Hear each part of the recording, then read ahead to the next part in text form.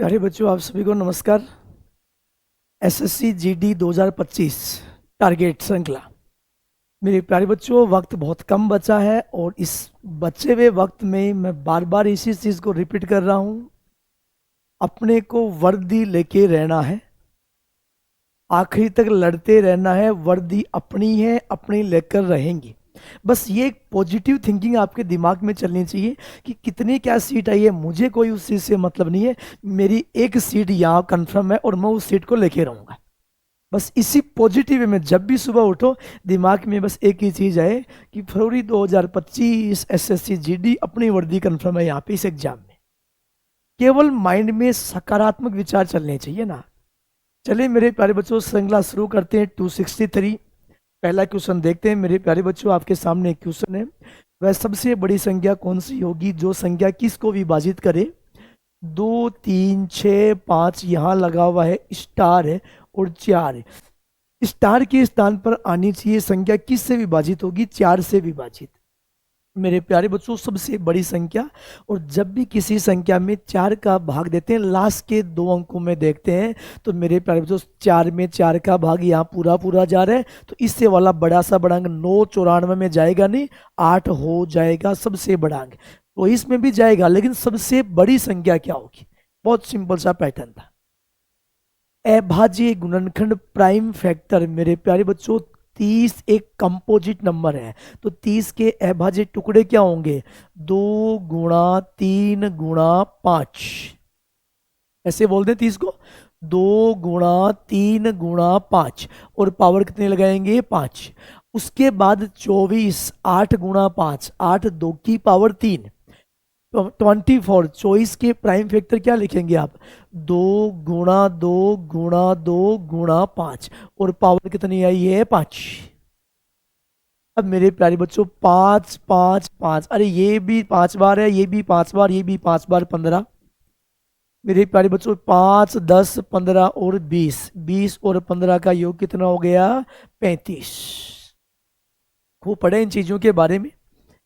मेरे प्यारे बच्चों, आगे क्वेश्चन दे रखा है। 5 किलोमीटर की दूरी वाले एक वर्ताकार पथ पर ए बी सी एक ही स्थान पर एक ही दिशा में एक ही समय पर 2 + 1/2 किलोमीटर प्रति घंटा, 3 किलोमीटर प्रति घंटे और 2 किलोमीटर प्रति घंटे की गति से दौड़ना प्रारंभ करते हैं। प्रारंभिक बिंदु से पुनः कितनी देर बाद मिलेंगे? मेरे प्यारे बच्चों, सबसे पहले आपको ज्ञात करना होता है कि एबीसी को पूरा एक चक्कर लगाने में कितना समय लगेगा। ठीक है, सबसे पहले अपन ए का समय ज्ञात करेंगे। तो मेरे प्यारे बच्चों, समय बराबर टोटल दूरी है 5 बटा ए की जो चाल है 2 + 1/2, 5/2 ऊपर चला गया। यानी ए पूरा एक चक्कर लगाने में 2 घंटे ले रहा है। जिस बिंदु से ए ने चलना शुरू किया था, उसी बिंदु पर ठीक 2 घंटे बाद वापस आ जाएगा। मेरे प्यारे बच्चों, मैं बी के समय की बात करूं, अरे भाई पूरा वर्ताकार पथ की लंबाई 5 है और बी की चाल है 3, 5/3 घंटे लग जाएंगे। मेरे प्यारे बच्चों, मैं बात करना चाहूँ सी को समय, लंबाई वर्ताकार मार्ग की 5 है और चाल दे रखी है 2, 5/2 घंटे लग जाएंगे। यानी मेरे प्यारे बच्चों, आपके पास ए ने जिस बिंदु से चलना शुरू किया था उसी बिंदु पे वापस आएगा। ए 2 घंटे बाद आएगा, बी 5/3 घंटे बाद आएगा और सी 5/2 घंटे बाद उसी बिंदु पे आएगा। कितने समय बाद मिलेंगे, क्या ज्ञात करेंगे? इनका एलसीएम। तो के बट्टा में कुछ नहीं है, इसका मतलब कितना है? 1 है। कैसे एलसीएम ज्ञात करेंगे? ऊपर वालों का एलसीएम 2, 5 और 5 का एलसीएम 10 बट्टा नीचे वालों का एचसीएफ कितना आएगा? 1। 10/1 बोलो कितने घंटे लग जाएंगे? 10 घंटे लग जाएंगे। सबसे पहले ये ज्ञात करना था कि प्रत्येक को एक चक्कर लगाने में कितना समय लगेगा। नेक्स्ट क्वेश्चन एक बहुत सिंपल सा पैटर्न आपके पास दे रखा है, बार बार इस चीज को आपको बताया गया है। मेरे प्यारे बच्चों, ध्यान रहे, 1 बट्टा आया है, इसका मतलब 29/154 है, और अगर ये प्लस होता तो 154/29। काफी प्रैक्टिस किया इन चीजों के बारे में। तो मेरे प्यारे बच्चों, अंतिम संख्या 154। 154 में किसका भाग देंगे? 29 का। पैटर्न है यही बताया था, 29 × 5 145। सारा डिस्कस किया हुआ है कैसे होता है ये। रिमाइंडर कितना आया 9। मेरे प्यारे बच्चों इसका मतलब है कि 154 कैसे आया था, अपन ने 29 को 5 से गुणा किया और फिर 9 जोड़ा था। अब 9 29 कैसे आया था, तो भैया 9 का भाग देना होता है 29। 9 गुणा 3 27। बोलो रिमाइंडर कितना बचा है 2। अब मेरे प्यारे बच्चों 2 का भाग किस में देंगे 9 में। ये 9 कैसे आया था, 2 गुणा 4 8। रिमाइंडर कितना बचा है 1। और 1 का भाग किस में देंगे 2 में 2 बार। रिमाइंडर क्या बचा है 0।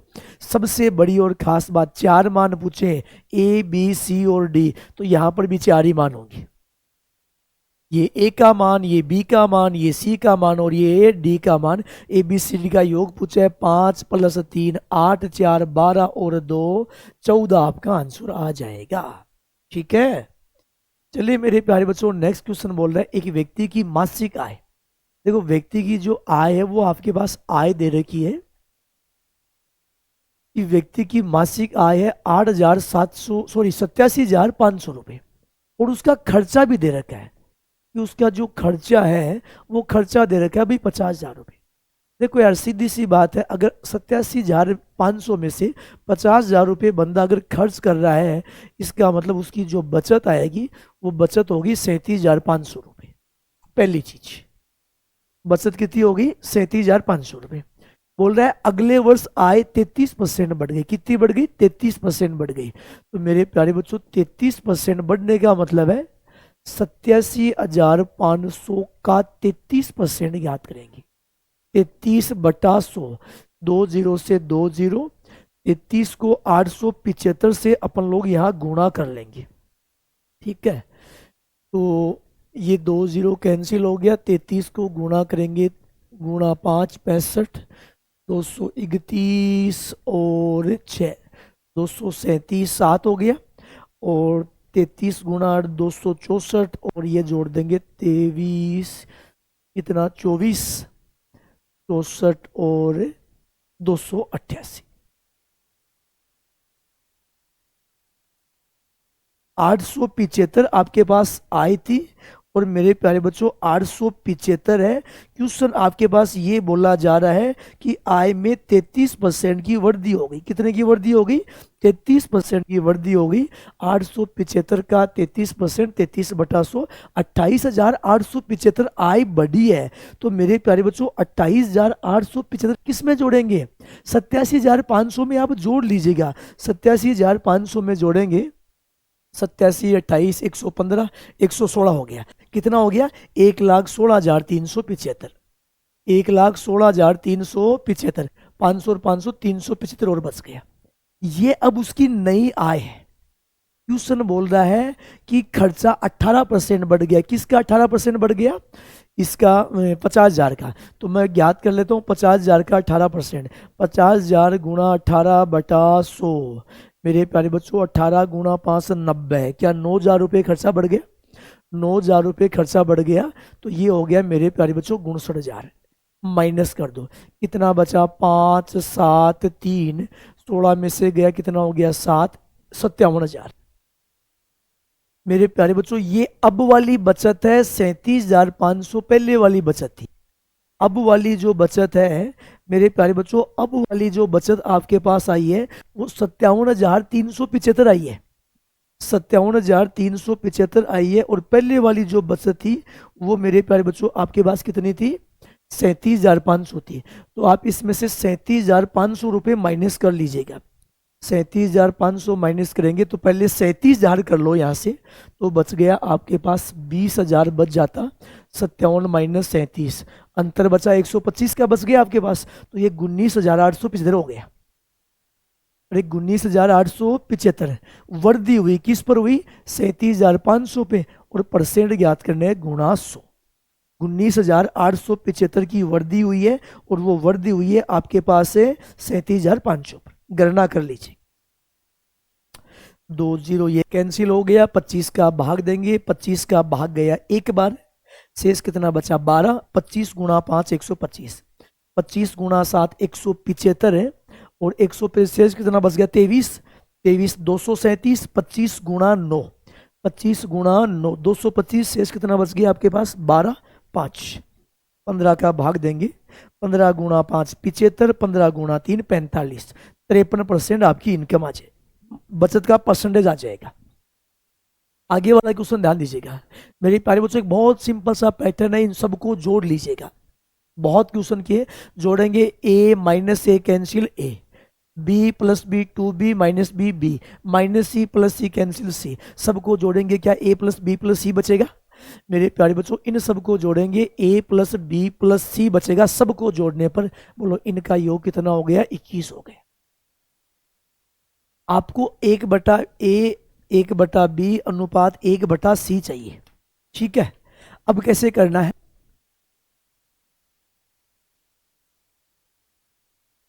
ध्यान देना मेरे प्यारे बच्चों, एक सिंपल सा पैटर्न समझो। आप इन तीनों ए बी सी के योग में से आप ये घटाओ एक बार, देखो क्या बदलाव आएगा। ए प्लस बी प्लस सी में से अगर आप ये घटाओगे तो माइनस का ए माइनस का बी प्लस का सी हो जाएगा। ये कैंसिल सी और सी 2c बच गया। यानी इन तीनों के योग में से पहला घटाएंगे, 2c की वैल्यू आएगी, तो 2c की वैल्यू 21 माइनस 8, बोलो 21 माइनस 8 है 13 हो गया। अगर इन तीनों के योग में से दूसरा घटाएंगे तो माइनस बी माइनस सी कैंसिल, बोलो ए और ए कितना बच गया, 2a बच गया। 2a का मान 21 माइनस 7 कितना हो गया, 14 हो गया। 21 माइनस 7 कितना हो गया, 14। और मेरे प्यारे बच्चों इनके योग में से तीनों घटाएंगे तो ये माइनस का बी प्लस का हो जाएगा, और 2b का मान 21 माइनस 6 कितना बच गया, 15। आप यहां से a अनुपात b अनुपात c याद कर लो। अरे ये 2a का मान है, 2b का मान है, 2c का मान है, सबका 2 कैंसिल हो गया, तो भैया 2 कैंसिल हो गया, a का मान बच गया 14, b का मान 15 और c का मान 13। आपसे क्या पूछा है, 1/a 1/b 1/c, तो भैया 1/14 1/15 और 1/13, ये आपका आंसर आएगा। और अब अपन क्या करेंगे, इनका एलसीएम ले लेंगे। तो एलसीएम क्या आएगा, 14 × 15 × 13, सबको 14 × 15 × 13 से गुणा करेंगे। 14 से 14 कैंसिल हो गया, 15 × 13 195, केवल एक ही ऑप्शन में 195 है, ठीक है। इन सबको अपन गणना कर लेंगे, वैल्यू आ जाएगी आपके पास। अगला क्वेश्चन है, 74 व्यक्तियों की औसत आय 5200 रुपया है और प्रबंध की आय 6000 रुपये है। पूरे समूह की औसत, देखो एक ही व्यक्ति को शामिल किया, एक छोटी सी बात को गौर करो। प्रबंध की आय 6000 है, देखो पहले उनकी आय 5200 थी, सबका एवरेज, और प्रबंध की जो आय है ना वो 6000 है। इसका मतलब इनके टोटल एवरेज से 800 ज्यादा है। कितना ज्यादा है, 800 ज्यादा है। टोटल एवरेज से 800 ज्यादा है, तो क्या सबको 800 में डिवाइड कर दें, क्योंकि औसत तो पूछा है। 74 और एक लोग कितने हो गए, 75। 800 में 75 का भाग देंगे, 25 का भाग यहां गया 3 बार, ये हो गया 320, सॉरी 32, 320 नहीं 32 हो गया। 32/3, क्या औसत आय 10 पॉइंट कुछ बढ़ जाएगी क्या, तो 5200 में 10 पॉइंट कुछ जोड़ दो, बोलो कितना हो गया, 5200 10 पॉइंट 66। डायरेक्ट वैल्यू याद कर लेंगे भाई, 5200 सबका है, आने वाले का 6000 है, 5200 से 800 ज्यादा है, तो सब में 800 डिवाइड होगा यार, 5200 से 800 डिवाइड होगा। 75 लोगों में डिवाइड कर दिया, 10 पॉइंट कुछ आ गया। क्वेश्चन बोला, यदि किसी व्यक्ति की आयु से 4 वर्ष घटाया जाए, व्यक्ति की आयु से, आप एक काम करो, व्यक्ति की आयु मान लो x, क्वेश्चन बोला है उसकी आयु में से 4 वर्ष घटाया जाए और 5 से भाग दिया जाए, फिर भाग दिया जाए 5 का, तो परिणाम उसके पोते की आयु आएगी, जो बराबर में आएगा वो आएगा मेरे प्यारे बच्चों पोते की आयु। उस व्यक्ति के पोते की आयु आएगा, किसकी आयु आएगा, व्यक्ति के पोते की आयु। उसने बोला पोते की एक बहन है, जो पोता है व्यक्ति का उसकी एक बहन है जिसकी आयु 5 वर्ष है, पोते से 6 साल छोटी है, बहन 6 साल छोटी है, क्या बराबर पोते की आयु 11 हो गई है। ये भाग है, गुणा में चला जाएगा क्या, तो x माइनस 4 11 × 5 कितना हो गया, 55। बोलो x का मान कितना वर्ष हो गया, 59 वर्ष उस व्यक्ति की आयु आ गई। बोले दादा की आयु क्या है, 59, दादा की आयु क्या है, 59। 3 क्रमिक छूट है 50%, 50% का मतलब होता है 1/2। MRP 2 रुपये की है, 1 रुपये का डिस्काउंट है, 1 में बेचेगा। 30% का मतलब 3/10। MRP 10 की है, 3 का डिस्काउंट 7 में बेचेगा। 20% का मतलब 1/5। MRP 5 की है, 1 का डिस्काउंट 4 में बेचेगा। 2 × 10 20 × 5 100, 7 × 4 28। 100 वाली को 28 में बेचा है। बोलो कितना डिस्काउंट हो गया? 72%। अरे डिस्काउंट कितना हो गया? 72%। अरे 100 पर 72 है तो 72% हो गया। आगे क्वेश्चन बोला है, ए ने 2 बैंकों में समान धनराशियों का निवेश किया है जो क्रमशः 10% की वार्षिक दर और 12% की वार्षिक दर से साधारण ब्याज प्रदान करती है। वर्ष के अंत में ब्याज के रूप में 1650 रुपए मिलते हैं। देखो अपन एक काम करते हैं, मान लिया प्रत्येक में 100 रुपए जमा करवाए, तो भैया 10% वाले से तो 10 रुपया ब्याज आएगा और 12% वाले से 12 रुपये ब्याज आएगा। प्रत्येक बैंक में 100 रुपए जमा करवाए तो 10 और 12 बोलो ब्याज कितना हो गया? 22। एक साल में 22 ही तो ब्याज आएगा। 22 का मान 1650 है यार। एक का मान हो गया 1650/22। और प्रत्येक बैंक की राशि पूछा है, प्रत्येक बैंक की राशि 100 से गुणा कर दो, ये आपके पास प्रिंसिपल आ जाएगा। 11 का भाग गया 15 बार 150, 11 का भाग 2 बार, 2 का भाग गया 50, 15 × 5 75, 7500 रुपये प्रत्येक बैंक की राशि आ गई। बहुत सिंपल सा इजी वे में गणना ज्ञात की जा सकती है आपके सामने। चलिए मेरे प्यारे बच्चों, नेक्स्ट क्वेश्चन आपके सामने दे रखा है और वो नेक्स्ट क्वेश्चन जो दे रखा है वो क्या दे रखा है, ध्यान दीजिएगा। 40% की वार्षिक दर ऋण पर दी गई एक निश्चित धनराशि पर 1 वर्ष के लिए चक्रवर्ती ब्याज गणना हो रखा है अर्धवार्षिक। देखो अर्धवार्षिक गणना में हिसाब 2 बार होगा। वार्षिक दर 40% है तो अर्धवार्षिक दर कितनी होगी? 20%। और 1 वर्ष के साधारण ब्याज के बीच का अंतर 360 है। मेरे प्यारे बच्चों, अगर अंतर 360 है, मान लिया प्रिंसिपल 100 है, इसका मतलब सिंपल सी थ्योरी है, साधारण ब्याज तो कितना आएगा? 40 ही आएगा। चक्रवर्ती ब्याज अर्धवार्षिक गणना है, वार्षिक दर 40 है, क्या अर्धवार्षिक दर 20 हो जाएगी क्या? पहले साल का ब्याज, पहले 6 महीने का ब्याज 20, आगे वाले 6 महीने का ब्याज 20, 20 और 20 40। क्या पहले वाले ब्याज पर ही ब्याज एक्स्ट्रा लगता है क्या? ये चीज आपको बार बार बताई जा चुकी है। इस ब्याज पर ब्याज एक्स्ट्रा और लगेगा। कितना लगेगा? 20 × 20/100। क्या यही ब्याज एक्स्ट्रा लगता है? बोलो कितना ब्याज आ गया? 44 रुपये ब्याज। अरे चक्रवर्ती ब्याज का यही तो तरीका होता है, सिंपल सा। अब मूलधन 100 है, साधारण ब्याज 40, चक्रवर्ती ब्याज 44, अंतर कितना आया? 4 का मान 360 है, 1 का मान हो गया 360/4 90। मूलधन ज्ञात करना है, 90 × 100 9000 रुपये। मेरे प्यारे बच्चों अगला एक क्वेश्चन और दे रखा है, ध्यान दीजिए क्वेश्चन क्या है समझते हैं। बोल रहा है एक किसी कार्य का 60% भाग 18 दिन में करता है। मेरे प्यारे बच्चों 60% का मतलब होता है 3/5 काम किया। 3/5 काम करने में 18 दिन लगे। पहला काम आपको ये बताया हुआ है, ए पूरा काम कितने समय में करेगा? 3/5 का मतलब टोटल काम 5 था, 5 में से 3 काम किया, 18 दिन लगे। एक काम करने में 6 दिन, टोटल काम करना है 6 × 5। बोलो कितना दिन लगेगा? 30 दिन लगेगा। मैं बात करता हूं बी, उसी कार्य का 40% भाग 40% 2/5 भाग। बी ने 2/5 भाग किया और 10 दिन में किया। सबसे पहले आपको यह ज्ञात करना है बी पूरा काम कितने समय में करेगा। टोटल काम 5 था, 5 में से 2 काम करने में 10 दिन, एक काम करने में 5 दिन, 5 × 5 है 25 दिन। दोनों एक साथ मिलकर 10 दिन तक कार्य करते हैं। मेरे प्यारे बच्चों दोनों 10 दिन तक कार्य करते हैं। लघुत्तम आया 150 में 30 का भाग 5, 25 का भाग 6, 5 और 6 11। दोनों एक दिन में 11 काम करते हैं तो 10 दिन में ए और बी कितना काम कर लेंगे यार? अरे 11 × 10 110 काम कर लेंगे। 110 काम हो चुका है 150 में से। मेरे प्यारे बच्चों शेष काम कितना बच गया? 40। क्वेश्चन बोला है शेष कार्य को 4 दिन में करता है। शेष कार्य को 4 दिन में करता है। सी की क्षमता ज्ञात करो। मेरे प्यारे बच्चों 40 काम करने में 4 दिन लग रहा है, तो एक दिन में 10 काम, एक दिन में 10 काम। सी अकेला समान कार्य करना है। सी को पूरा काम करना है 150 बटा 10। बोलो कितना दिन लग जाएगा? 15 दिन लग जाएगा। कितना दिन लग जाएगा? 15 दिन लग जाएगा। चलिए मेरे प्यारे बच्चों नेक्स्ट क्वेश्चन की तरफ अपन मूव करते हैं।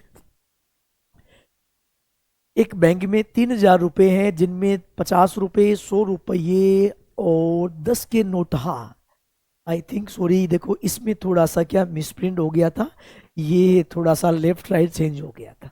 ठीक है, तो ये देखो ऐसे आएगा, पहले आएंगे 100 रुपये, 100 के बाद में है 50 रुपये, और 50 के बाद है यार 10 रुपये, है ना। ऐसा था, ये थोड़ा सा टाइपिंग में ये 50 पहले हो गया 100 बाद में हो गया, ये ऐसा था। ठीक है, ये वाला पैटर्न। नोटों की संख्या का अनुपात दे रखा है। 100 रुपए के 5 नोट, 50 रुपये के 8 नोट और 10 रुपए के 10 नोट, ये ऐसा था। ठीक है, अब मेरे प्यारे बच्चों मूल्य याद कर लो। 100 रुपए के 5 नोट है, कीमत हो गई 500। 50 के 8 नोट है, कीमत होगी 400, और ये कीमत कितनी होगी? 100। बोलो टोटल कीमत कितनी होगी? 1000 रुपये हो गई क्या? अपने अनुसार कीमत 1000 रुपये है। क्वेश्चन में टोटल कीमत ऑलरेडी दे रखा है 3000। अब कर लोगे मेरे ख्याल से ना। बोलो एक का मान कितना आ गया? 3। आपसे बोल रहे 50 पैसे के 50 रुपये के नोट, नोट 8 है, 3 गुणा 8 है 24, 3 गुणा 8 है 24। ठीक है, थोड़ा सा ये था इसमें। चलिए मेरे प्यारे बच्चों नेक्स्ट क्वेश्चन बोल रखा है, जॉन बाइक द्वारा 2/3 किमी दूरी तय करता है। इसका मतलब टोटल दूरी 3 है, 3 में से 2 तय की, शेष 1 बच गई। बोल रहा है शेष 6 बच गई, 1 का मान 6। 3 में से 2 तय किया, 1 बच गया, 1 का मान 6 है, तो टोटल 6 गुणा 3 है 18। पूरी यात्रा में दूरी 6 गुणा 3 है 18। बोला एक ट्रेन 3.5 घंटों के लिए 40 किलोमीटर प्रति घंटे की औसत गति से चलती है। मेरे प्यारे बच्चों सबसे पहले देखो 40 की रफ्तार है, 3.5 घंटे, 7/2 घंटे। बताओ कितनी दूरी तय कर लेगी ट्रेन? 140 किलोमीटर। बोल रहा है फिर 2.5 घंटों में 60 की स्पीड है। फिर स्पीड 60 की है, 2.5 घंटे, 5/2 का भाग गया 30। बोलो अब कितनी दूरी तय हो गई? 150। बोला पूरे 6 घंटों में कितनी दूरी की यात्रा तय हो जाएगी? 290 किलोमीटर की यात्रा तय हो जाएगी। 140 में अपन 150 और जोड़ देंगे। संख्या 1.2323 को जब लिखा जाता, निम्नतम पदों में लिखा जाता है, 1.23 पर ये बार है। ठीक है, सबसे पहले क्या लिखेंगे? 123 पूरी संख्या ज्यों की त्यों, जितने अंकों पर बार नहीं है वो ऊपर पूरी में से घटा दो, इतना ही काम है। 2 अंकों पे बार है, बट्टा में 2 9, पॉइंट और बार के बीच में कोई अंक नहीं है। 123 में से 1 गया, 122/99 भिन्न के रूप में लिखा जाए। इन दोनों में अंतर 122 और 99 में अंतर कितना आ गया? 23 का अंतर आ गया। कितना आ गया? 23 का अंतर आ गया। क्वेश्चन बोल रहा है एक आयताकार मेज की शीर्ष का परिमाप 84 मीटर है। मेरे प्यारे बच्चों ध्यान देना, आयत का परिमाप 84। परिमाप का मतलब होता है 2 गुणा लंबाई प्लस चौड़ाई। 2 गुणा लंबाई प्लस चौड़ाई बराबर 84। 2 का भाग लगा दीजिएगा। बोलो लंबाई और चौड़ाई का योग कितना हो गया? 42। बोला क्षेत्रफल 432 है। क्षेत्रफल क्या होता है? लंबाई गुणा चौड़ाई होता है। आपसे विकर्ण पूछा है, तो मेरे प्यारे बच्चों एक काम करो, विकर्ण स्क्वायर बराबर लंबाई स्क्वायर प्लस चौड़ाई स्क्वायर, दोनों तरफ होल स्क्वायर कर दो। a प्लस बी का होल स्क्वायर क्या हो जाएगा? लंबाई स्क्वायर प्लस चौड़ाई स्क्वायर प्लस 2 गुणा लंबाई गुणा चौड़ाई 42 का स्क्वायर 1764 होता है। मेरे प्यारे बच्चों, इसका मान आपके पास दे रखा है 432। 432 को 2 से गुणा किया, 864 उधर गया। सॉरी, लंबाई स्क्वायर ए स्क्वायर प्लस बी स्क्वायर। अब आपके पास क्या बच गया? लंबाई स्क्वायर प्लस चौड़ाई स्क्वायर। 864 घटेगा 1764 में कितना बच गया? 900। ये विकिरण स्क्वायर का मान होता है। ये मान किसका होता है? विकिरण स्क्वायर का मान होता है। क्या विकिरण का मान ज्ञात करना है? 900 का रूट ज्ञात कर लेंगे क्या? बोलो रूट कितना हो गया? 900 का रूट हो गया आपके पास 300। बहुत सिंपल यार। बोले 50 लीटर शुद्ध दूध वाले कंटेनर से 10 लीटर निकालकर 10 लीटर पानी डाला गया है। मेरे प्यारे बच्चों, टोटल मात्रा 50 है, 10 लीटर निकाला, कितना बच गया? 40। उतना ही पानी मिला दिया, मात्रा कितनी होगी? 50। बोला इस प्रक्रिया को 3 बार दोहराया गया है। 3 बार दोहराया गया, क्या ये अनुपातिक मान यही रहेगा?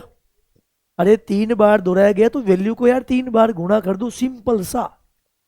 ये मान किसका आएगा? दूध का मान आएगा। किसका आएगा? दूध का मान।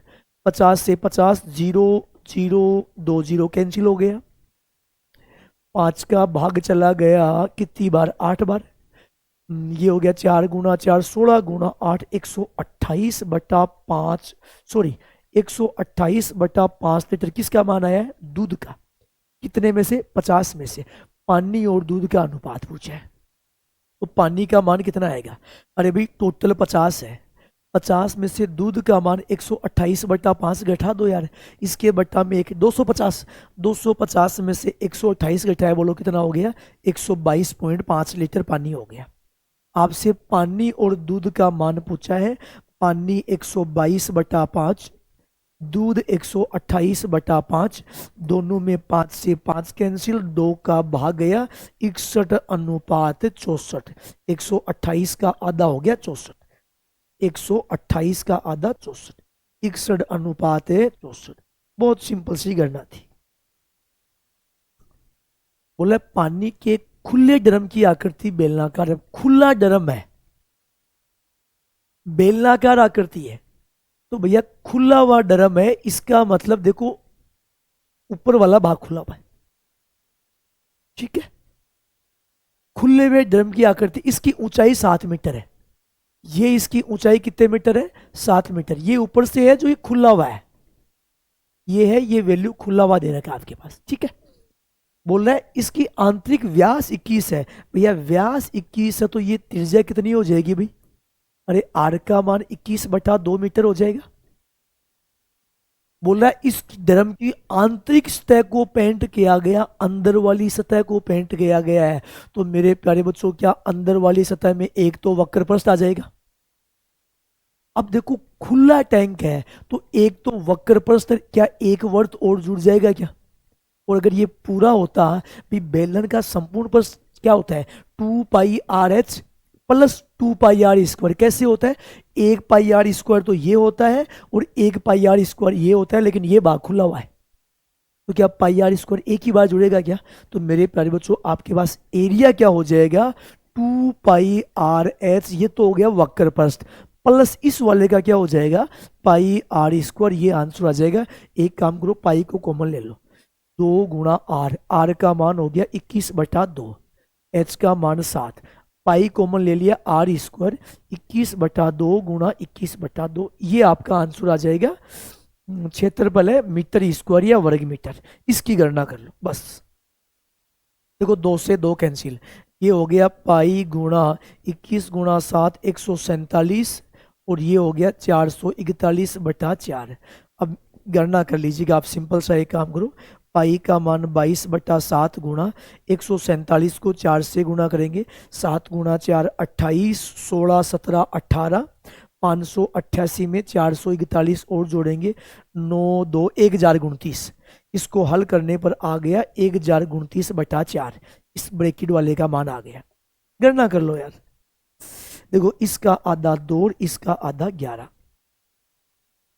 11 गुणा 9 99, 11 गुणा 2 22, 22 और 9 कितना हो जाएगा? 31। 22 और 9 31, असल आ गया 3, 11 गुणा 0 0 हो गया, तो ये हो गया 3, 11 एकम 11। इसका भाग लगाएंगे, 14 का भाग लगा लो मेरे प्यारे बच्चों। 14 गुणा 8 112। 8 केवल एक से ही शुरू हो रहा है, 808 हो गया। बस आगे गणना कर लेना, 100% यही वैल्यू आपके पास बन के आएगी। ठीक है, चलिए मेरे प्यारे बच्चों नेक्स्ट क्वेश्चन देखते हैं। बड़ा प्यारा क्वेश्चन है। अक्स द्वारा 1,50,000 रुपए मूल्य का मकान 5% लाभ पर वाई को बेचा गया। अक्स के पास मकान था 1,50,000 रुपए का, वाई को 5% लाभ पर बेचा, 21/20 105/100 में बेच दिया। 2 0 से 2 0 गणना कर लीजिएगा आप लोग, तो ये 0 0 0, 15 गुणा 5 75, 7, 15 गुणा 0 7, 1,57,500 में बेच दिया। ठीक है, क्वेश्चन बोल रहा है वाई उसे पुनः अक्स को 2% आने पर बेच दिया है। आप डायरेक्ट गणना करो। बोला इस क्रय विक्रय में अक्स को लाभ, अक्स को लाभ, अक्स को हानि, अक्स को हानि। ठीक है मेरे प्यारे बच्चों, अक्स से वस्तु गई वाई के पास और वाई से वापस अक्स के पास आई, लास्ट में वाई को हानि हुई। यार दो ही व्यक्ति हैं, तो क्या जितनी वाई को हानि होगी क्या अक्स को उतना ही लाभ होगा क्या?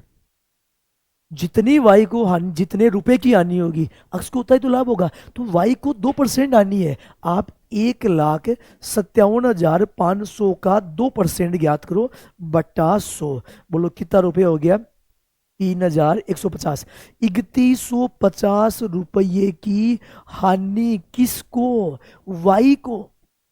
डायरेक्टली गणना करेंगे, पूरा गणना ना कीजिएगा आप लोग। जितनी वाई को हानि है अक्स को 3,150 रुपए का क्या हो जाएगा? लाभ हो जाएगा।